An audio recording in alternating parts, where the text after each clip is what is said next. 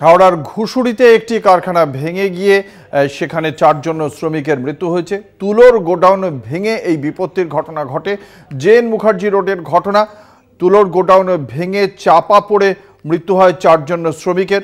উদ্ধারের পর তাদেরকে হাওড়া হাসপাতালে নিয়ে যাওয়া হলে মৃত বলে ঘোষণা করেন চিকিৎসকরা। আপনারা দেখতে পাচ্ছেন সেই চিত্র। আজ সকালের ঘটনা। তুলোর গোডাউন ভেঙে পড়ে। আমাদের সঙ্গে রয়েছেন আমাদের প্রতিনিধি জগন্নাথ সামন্ত। জগন্নাথ, ঠিক কি ঘটেছিল? হঠাৎ করে এই তুলোর গোডাউন ভেঙে পড়ে কেন?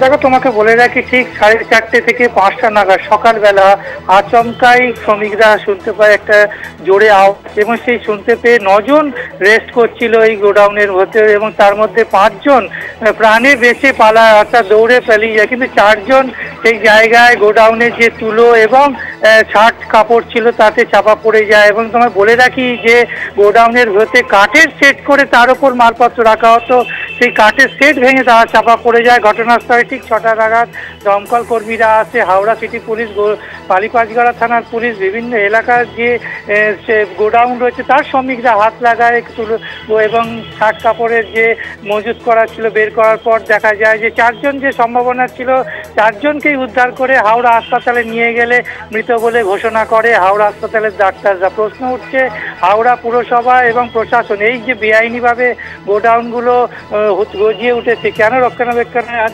দায়িত্ব নেওয়া হয় না, কেন নজরদারি হয় না, মালিক পক্ষ কেন এই শ্রমিকদের জীবন নিয়ে খেলা করছে, সেটাই অভিযোগ তুলছে এলাকার শ্রমিকরা এবং বাসিন্দারা। তারা বারবার বলছে এখানে কাজ করতে আতঙ্ক লাগে, যেভাবে গোডাউনগুলো রয়েছে। মাঝে মাঝে তুমি শুনবে হাওড়া ঘুষুড়িতে অগ্নিকাণ্ডের মতন ঘটনা, এই সেই গোডাউনেই মর্মান্তিক ঘটনা ঘটলো, 4 জনের মৃত্যু ঘটলো। তবে পুলিশ নড়ে চড়ে বসেছে, তদন্তই নেমেছে এবং মালিক এই মুহূর্তে পলাতক। পুরসভার তরফ থেকে এবং দমকল কর্মীরাও তারা একটা স্বতঃস্ফূর্ত অভিযোগ দায়ের করছে এবং গোডাউনের ব্যবস্থা নেওয়া হচ্ছে। ধন্যবাদ। আমাদের সঙ্গে ছিলেন আমাদের প্রতিনিধি জগন্নাথ সামন্ত।